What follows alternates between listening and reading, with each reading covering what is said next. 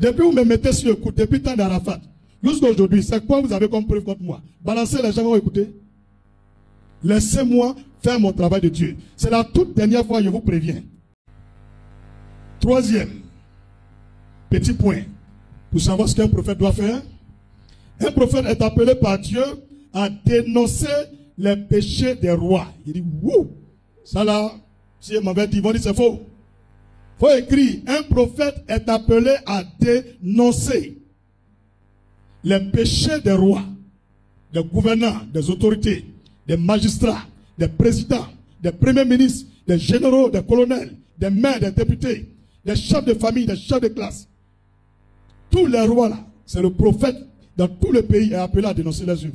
C'est un droit du prophète. Quand on est dans un pays là, le seul capable de parler à un roi, à un président, c'est un prophète. Maintenant, si le verset n'existe pas, alors faites-moi ce que vous voulez. Mais si ça existe, allez-y pratiquer ce que je vous ai dit. On peut évoluer. Est-ce qu'on peut évoluer? 2 Samuel 12. 2 Samuel 12. Verset 1 au verset 12. 2 Samuel 12, verset 1 au verset 12. L'Éternel envoya Nathan vers David. Nathan, il est prophète. David, il est le président. Il est le roi. Et Nathan vint à lui et lui dit, il y avait dans une ville 2 hommes, l'un riche et l'autre pauvre.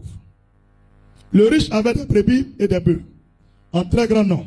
Le pauvre n'avait rien du tout qu'une petite brebis qu'il avait achetée. Et il la nourrissait. Elle grandissait chez lui avec ses enfants. Elle mangeait de son pain, buvait dans sa coupe, dormait sur son sein. Et il la regardait comme sa fille. Un voyageur arriva chez l'homme riche. Et le riche n'a pas voulu toucher à ses brebis ou à ses bœufs. Pour préparer un repas au voyageur qui était venu chez lui. Et il a pris la brebis du pauvre et l'a apprêtée pour l'homme qui était venu chez lui. La colère de David s'enflamma violemment contre cet homme. Et il dit à Nathan, l'Éternel est vivant. L'homme qui a fait cela mérite la mort. Et il rendra 4 brebis pour avoir commis cette action et pour avoir été sans pitié.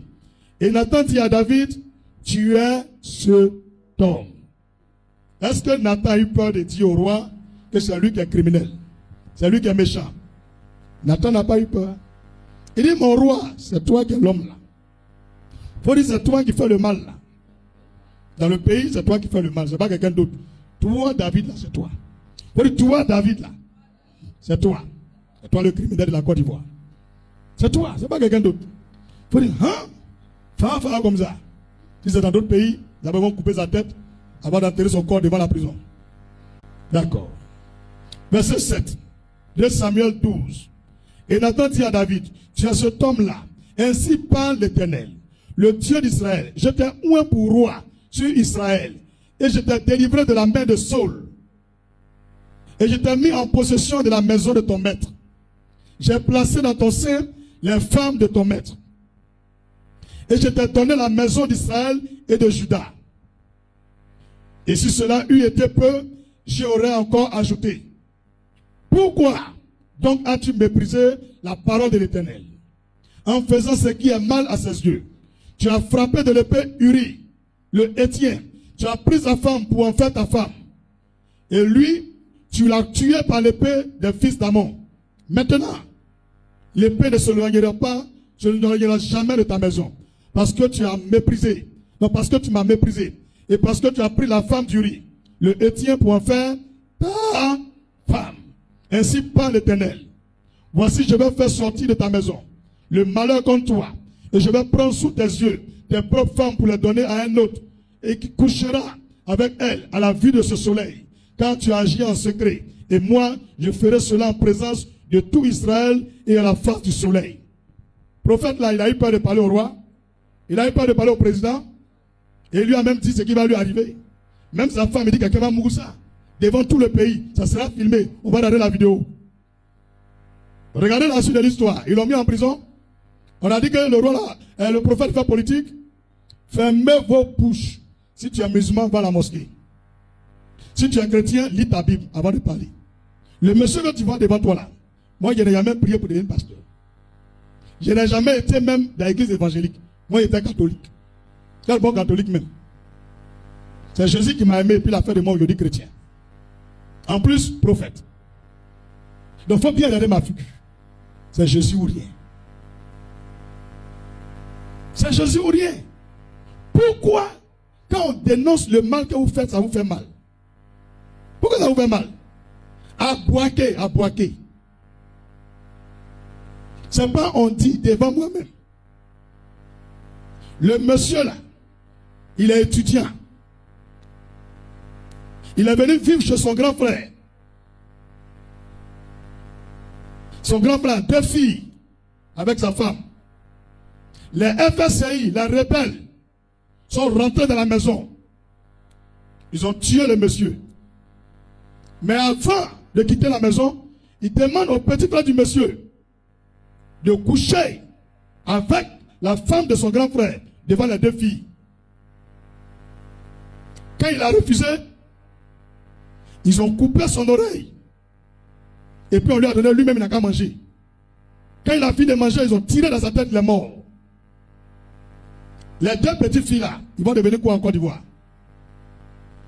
On est en 2025. Il faut faire 2025 moins 2002. Elles ont 23 ans. Plus l'âge qu'elles avaient. Peut-être même qu'il y a une qui est dans ton bureau. Tu ne sais pas. Tu ne sais même pas. Vous faites les choses. Dis-moi, vous faites les choses. On vous met ça à la lumière. Vous dites qu'il fait politique. Vous dites qu'il fait politique. Je supporte qui dans la politique là? Vous mettre la main vers moi. Vous dites par ça, tu supportes qui? Autant de Gbagbo. Je lui ai dit pour lui. Ils m'ont frappé, moi j'étais au banco. Ça veut dire que je ne supporte pas Gbagbo. Autant de Ado. C'est là où on est. Je suis allé en prison. Ça veut dire que je ne supporte pas Ado. Je supporte qui alors? Il y a quel problème? Il y a quoi? Moi, mon parti politique, voilà ça. C'est la parole de Dieu. C'est Emmanuel. C'est El Gibor. Ata Roy. C'est l'Elkana. C'est le Yoshua Amachia. Jésus-Christ de Nazareth. C'est lui mon parti politique. Mon devant, mon derrière, c'est Jésus, je connais. Tout ce que je fais, c'est Jésus. Depuis vous me mettez sur le coup, depuis le temps d'Arafat, jusqu'à aujourd'hui, c'est quoi vous avez comme preuve contre moi? Balancez les gens, vont écouter.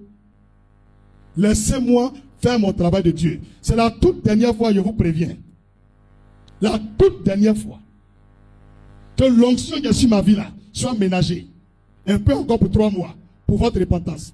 Mais si vous n'écoutez pas, que vous continuez de m'offusquer la vie, de m'oppresser, de me persécuter, que ce qui est arrivé à ceux qui ont méprisé les prophètes de la Bible vous arrive 1000 fois au nom de Jésus. Dis amen puissamment. On peut continuer. 1 Roi 18, versets 18 et 19. 1 Roi 18, versets 18 et 19. Élie répondit, je ne trouble point Israël. Les gens m'ont accusé de trouble à l'ordre public. Voilà ici aussi, ils ont accusé Élie. Élie répondit, je ne trouble point Israël. C'est toi, au contraire, et la maison de ton père, puisque vous avez abandonné le commandement de l'Éternel, et que tu es allé après les Baal. Fais maintenant rassembler tout Israël auprès de moi, à la montagne de Carmel, et aussi les 450 prophètes de Baal, et les 400 prophètes d'Astaté, qui mangent à la table de Jézabel, ta femme. On va voir, c'est qui Dieu est avec lui. C'est ce que le prophète l'a demandé. Lui n'est pas dans le discours tabataba. Il dit les pasteurs qui prient à toi là, qui prient pour toi là, avec tous tes marabouts, il faut les appeler. Moi seul, contre eux tous, on va demander un signe à Dieu. Celui que Dieu va écouter dans la Côte d'Ivoire là, c'est lui qui est le vrai prophète. C'est que c'est son Dieu qui est vrai. Ceux que Dieu ne va pas écouter là, le même jour, on les égorge tous. Le défi est lancé. Je vous donne 3 mois pour réfléchir. Si vous êtes d'accord, vous venez. Vous tous, moi seul. Sur la base de 1 Roi 18, verset 18 au verset 19. Donc j'attends votre réponse. Prenez tous vos pasteurs qui sont en Côte d'Ivoire, que vous priez à eux. Moi seul, vous appelez la RTI, toutes vos télévisions privées, même internationales, ils vont filmer en direct.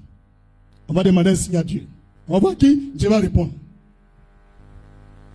Si Dieu ne me répond pas, vous m'égorgez devant la nation. Mais si Dieu me répond, j'appellerai des gens, des spécimens. Des vrais bérets rouges, ils vont les égorger pour moi. Parce que moi, je ne sais pas égorger l'homme. Élie, lui, il avait cette carence d'égorger les gens. Moi, en 2025, on n'est plus au temps d'Élie là. Vous voyez ce que vous faites? Donc, vous avez 3 mois pour trouver vos pasteurs là pour venir à eux. Il dit, faut dire, tu pries avec un prophète. Faut dire, moi, tu pries avec un prophète. C'est pourquoi avant de commencer, on a demandé, malgré ils ont serré leur cuit, à la fin, ils ont décédé. À quoi ça y est? Après, le pasteur, il a trop bouche. Eh bien, il a trop bouche. Frère, quand tu vois que je prêche, je mets un peu amusement, il est là. C'est pas un vieux. Faut dire, c'est pas un vieux. Oh, ça chauffe pas vous. Il y a trop confiance en mon daddy. Eh bien, si fort, hein, comme de ma pédé là, c'est pourquoi.